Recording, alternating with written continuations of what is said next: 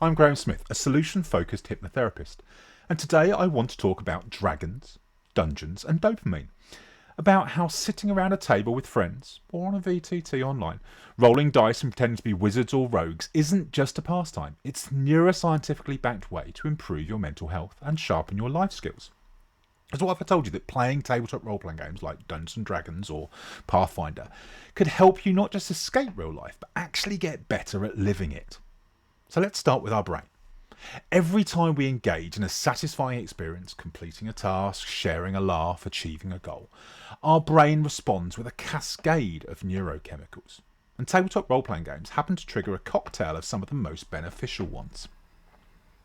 Oxytocin, often called the cuddle drug or bonding hormone, is released during positive social interactions. It's the same neurochemical that helps mothers bond with infants and friends form deep connections. When you play a game collaboratively, when you laugh at your bard's terrible pun or you rally your party to defeat a dragon, you're reinforcing those social bonds. You're building trust, empathy and emotional safety. In a time when loneliness is on the rise globally, this kind of meaningful connection is more than just fun. It's medicine. And next up is dopamine, the brain's reward signal. Dopamine is released when we experience achievement or anticipate a reward. In a role-playing game, dopamine spikes happen all the time. When your character successfully solves a puzzle or avoids a trap. When you win a tough combat encounter through clever tactics. And when your character levels up, gaining new feats, skills and precious hit points, which, let's face it, are essential for surviving another session. These micro-achievements reinforce motivation, persistence and joy. They create a sense of progress, something our brains crave, and which is often missing in our daily routines. Put simply, role-playing games give us structured, achievable challenges with clear rewards. And our brains love that. But it's not just the feel-good brain chemistry. Let's talk about what's actually happening cognitively and behaviourally when you play a collaborative role-playing game. At the table, you're constantly practicing solution-focused problem solving. You're presented with situations, some fantastical, some surprisingly familiar, and you have to work together to find creative solutions. You learn to manage limited resources, think strategically, weigh risk versus reward, and adjust your approach when things go wrong. A sign of resilience. You also develop social cognition, the ability to read others' intentions, listen, and respond appropriately.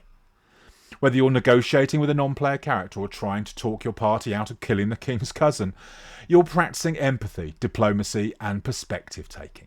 And there's more. Taking on different characters hones emotional regulation and role flexibility. Collaborative storytelling boosts executive function, language processing and working memory.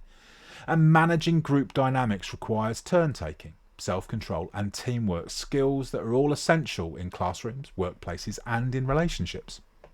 In other words, every session is a workout for your brain, just disguised as a night of fun. And let's not overlook the therapeutic side. Increasingly, therapists and counsellors, including myself, are using role-playing games as tools for growth and healing. Why? Because RPGs provide a safe, controlled space for people to explore identity, confront fears and rehearse new ways of thinking and behaving. For some, role-playing a courageous paladin might be the first time they get to actually feel being brave.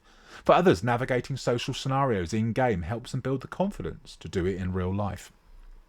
For neurodivergent players, such as those with autism or ADHD, RPGs offer structure, shared focus and predictable rules of engagement, creating a welcoming environment to build interpersonal skills. And for people dealing with anxiety or depression, role-playing offers a sense of agency, connection and purpose, three things that mental health thrives on. So in conclusion, the next time someone tells you you're just playing a game, tell them this. You're not just rolling dice, you're rewiring your brain. You're not just pretending, you're practicing. And you're not escaping life, you're learning how to live it better. Collaborative role-playing games offer a rare combination of joyful engagement, emotional connection, and personal growth. They remind us that even in imaginary worlds, we are capable of courage, creativity, and transformation. And that is the kind of magic we could all use a little more of. Thanks for listening.